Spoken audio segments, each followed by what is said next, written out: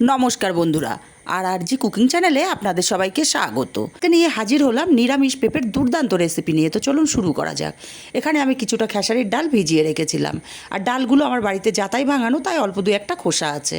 এখন ডালগুলো খুব ভালো মতো ভিজে গেলে আমি জল ঝরিয়ে সরাসরি মিক্সচার জারের মধ্যে দিয়ে দিলাম ডালগুলো দেওয়ার পরে 3টে কাঁচা লঙ্কা দেবো, আর সামান্য পরিমাণে একটু আদা কুচি দিয়ে দিলাম।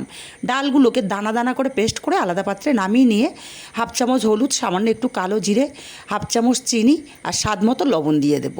দিয়ে সব কিছু ভালো করে মিশিয়ে মিনিট 4-5 ডালটাকে ভালো করে ফেটিয়ে নেব। এতে করে ডালটা একদম হালকা হয়ে যাবে আর ডালের বড়াগুলো খুব সুন্দর মতো হবে। দেখুন ডালটা কতটা ফুলে উঠেছে।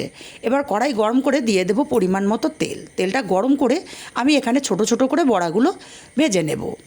কারণ বড় বড়া তৈরির দরকার নেই, কারণ ঝোল ঢুকলে বড়াগুলো অনেকটাই ফুলে যাবে। ছোট ছোট করে বড়া কিছুটা দিয়ে দিয়েছি। এখন বড়াগুলো উল্টে দেব, আর উল্টে পাল্টে বড়াগুলো একটু লাল লাল করে ভেজে নেব। বন্ধুরা, রেসিপিটা ভালো লাগলে একটা লাইক, কমেন্ট ও কাছের আত্মীয়স্বজন বন্ধুবান্ধবের কাছে শেয়ার করতে ভুলবেন না। বড়াগুলো ভাজা হয়ে গেলে আমি আবারও কিছুটা বড়া এখানে দিয়ে দেব। টোটাল আমি 3 ব্যাচে বড়াগুলোকে ভেজে নেব। বাকি বড়াগুলোও আমি একইভাবে ভেজে নিয়েছি। এখন বাকি বড়াগুলোকেও উঠিয়ে নেব। বাকি বড়াগুলো উঠিয়ে নিয়ে এই তেলের মধ্যে আমি দিয়ে দেব আগে থেকে কেটে রাখা পেঁপে আর আলু। পেঁপে আর আলুগুলো আমি একটু বড় টুকরো করে কেটে নিয়েছি।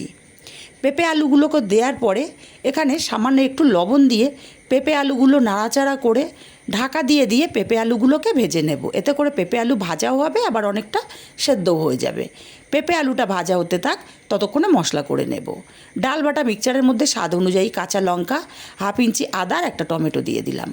অল্প করে জল দিয়ে একদম মিহি করে পেস্ট রেডি করে নেব। মশলার পেস্টটা এদিকে রেডি হয়ে গেছে। এক সাইডে রেখে আরও একটা মশলা আমি করে নেব। একটা বাটিতে হাফ চামচ কাশ্মীরি লঙ্কার গুঁড়ো, হাফ চামচ হলুদ, আর হাফ চামচের কম দিলাম জিরে গুঁড়ো, হাফ চামচ ধনের গুঁড়ো, আর সামান্য একটু হিং দিলাম, যেহেতু নিরামিষ রান্না। হাফ চামচ চিনি দিলাম। অল্প করে জল দিয়ে এই মশলাটাকেও ভালো করে গুলে নেব। বন্ধুরা, এতটাই টেস্ট হয়েছিল, এই পদ্ধতিতে একবার রান্না করে দেখবেন, স্বাদ মুখে লেগে থাকবে। আর এদিকে আমি পেঁপে আর আলুটা 3বার ঢাকনা খুলে নাড়াচাড়া করে নিয়েছিলাম। পেঁপে আর আলুটা বেশ লাল লাল করে ভাজা হয়ে গেছে। এখন পেঁপে আর এই আলুগুলোকে উঠিয়ে নেব। বন্ধুরা, গরমের দিনে এইরকম একটা রেসিপি থাকলে আর কিছু লাগে না। সত্যি বলতে গরমকালে মাছ মাংস খেতে অতটা ভালো লাগে না, তাই নিরামিষ রান্নাই বেস্ট। এখন পেঁপে আলুগুলো উঠিয়ে নিয়ে আর 2 চামচ তেল দিয়ে হাফ চামচ গোটা জিরে ফোড়ন দিলাম, আর 2টো তেজপাতা ফোড়ন দিলাম। ফোড়নটা একটু ভাজা ভাজা হলে পেস্ট করে রাখা কাঁচা লঙ্কা, আদা আর টমেটোর পেস্টটা দিয়ে ভালো করে ধৈর্য ধরে কষিয়ে নিতে হবে। আর আমি মিক্সচার জারটা দিয়ে অল্প একটু জলও দিয়ে দিয়েছিলাম, কারণ মিক্সচার জারে অনেকটাই মশলা ছিল। মশলাটা কষাতে কষাতে মশলা থেকে তেল ছেড়ে দিলে গুলে রাখা মশলাটা দিলাম, আর বাটি ধোয়া অল্প জল দিয়ে এই মশলাটাকেও খুব ভালো করে সময় নিয়ে কষিয়ে নিয়েছি। মশলা থেকে যখন তেল ছেড়ে দিয়েছে, পেঁপে আর আলুটা দিয়ে দিলাম, আর দেবো স্বাদ মতো লবণ। দিয়ে পেঁপে আর আলুটাকে মশলার সঙ্গে আরও মিনিট 3-4 সময় নিয়ে খুব ভালো করে পেঁপে আলুটাকে কষিয়ে নিয়েছি। এখন এখানে পরিমাণ মতো জল দিয়ে দেব, আর জলটা অবশ্যই বুঝে দিতে হবে, কারণ বড়াতেও অনেকটাই ঝোল টেনে নেবে। খুব ভালো করে নাড়াচাড়া করে মিশিয়ে দিয়ে আমি ঢাকা দিয়ে 10 মিনিট রান্না করে নেব। 10 মিনিট পর ঢাকাটা খুলে নিয়েছি। এখন নাড়াচাড়া করে দেখে নেব পেঁপে আর আলু কতটা সেদ্ধ হলো। দেখুন এখানে আমার পেঁপেটা খুব সুন্দর মতো সেদ্ধ হয়ে গেছে। আমি আরও একটা ভেঙে দেখিয়ে দিয়েছি।